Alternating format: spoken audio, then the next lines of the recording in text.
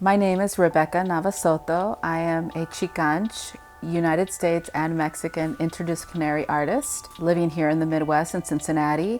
I work with ephemeral installations, mixed media sculptural paintings, and I am currently exploring codexes and bringing ancient writing systems into the contemporary world to meet contemporary needs. My artistic journey has been quite a circuitous route, I would say. I came in to the United States as, born into an immigrant family, and so I really didn't have a map to become an artist. It was a sort of plunge to take that route. I mean, ultimately I was at Xavier University actually for business, and I had taken this student job with all these art majors making signs, handmade signs. It made me just not be able to stand that people were getting to immerse themselves and to study this, and that I was not one of them. And so that really was the moment I took that plunge. For me, art is really a place of medicine. I feel like I'm transported. It gives me a place of solace to understand what it means to be human, but ultimately it gives me a sense of place in this place of humanity that I find myself in. Chicanch is a term that reinstates that connection to our native heritage as Mexicans, Central Americans. I mean, it makes me feel connected to the original people here of the Americas, of present-day United States. I was sort of quietly and personally working and reconnecting with this lineage, but I really was very isolated in doing so until I've been able to connect with the Urban Native Collective here in Cincinnati. Slowly I've been able to connect with them and to find common ground, pride, and a thread of connection and solidarity. So the arts landscape, I noticed, changed in a palpable way when Arts Wave personally came up with their Truth and Reconciliation program that I was fortunate to be a part of for a few years, and it was a rebirth for me. Suddenly, this history that I had attached myself to, that was part of my lineage, I could feel and hear people were interested in knowing about what I was doing, and it felt really great to be able to bring this history that was mine, but also many, many others in the Midwest, in particular, immigrant communities, and bring it to the foreground and to have visibility.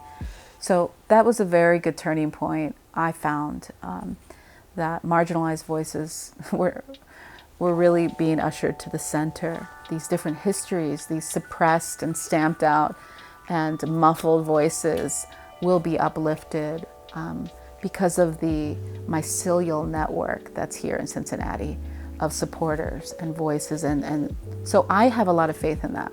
I think that it's really easy to become disheartened, but I believe that our job as artists has never been to put our faith into systems. Our faith is best served when looking at examples of how we thrive, focus on these individual networks and communities here in Cincinnati, because there you're going to see a lot of support, abundance, and as we evolve, maybe these preset systems aren't going to be the ones to sustain, but these connections between individuals and communities will absolutely sustain. My personal practice is about this sort of archaic revival, going back to ideals that were lost along the way. The Dark Ages, before the Renaissance, there was this emptiness, and many scholars and artists went back into the archaic world to revive lost wisdom. And I feel we're in the same place right now in a different way, but we're in a kind of dark ages. Mesoamerica and the Maya people, the indigenous people of the Americas, didn't even have a word for art because it was so integral to every part of society that it was just inextractable from everything else. And so we now need to reinsert the artist into all parts of our current society. I've truly been inspired by so many artists locally and friends of mine who are artists, who are artivists, and they're using their art to sort of kill off these old problematic paradigms that still exist in our world today. I believe their job is to be very didactic and bring these realities up to the surface so that we face them, we see them, these uncomfortable realities in a very clear way. But there is also this role of the artist to imagine the future reality. And then in a third sense, we need the artist healer in between the old world and the new world that we're building to help in that transition, which is also a huge and robust role that has to be filled.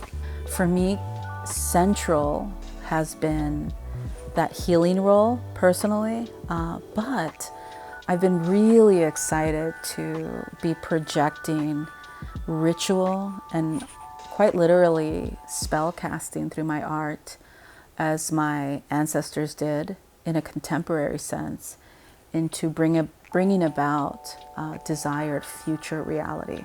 Like, art for me is not optional. It's saving my life every single day. And it's a very powerful modality in accessing and projecting the imagination to a future desired state of being. I've seen very real results, and it's exciting and more powerful than I could have ever imagined it to be. Yeah.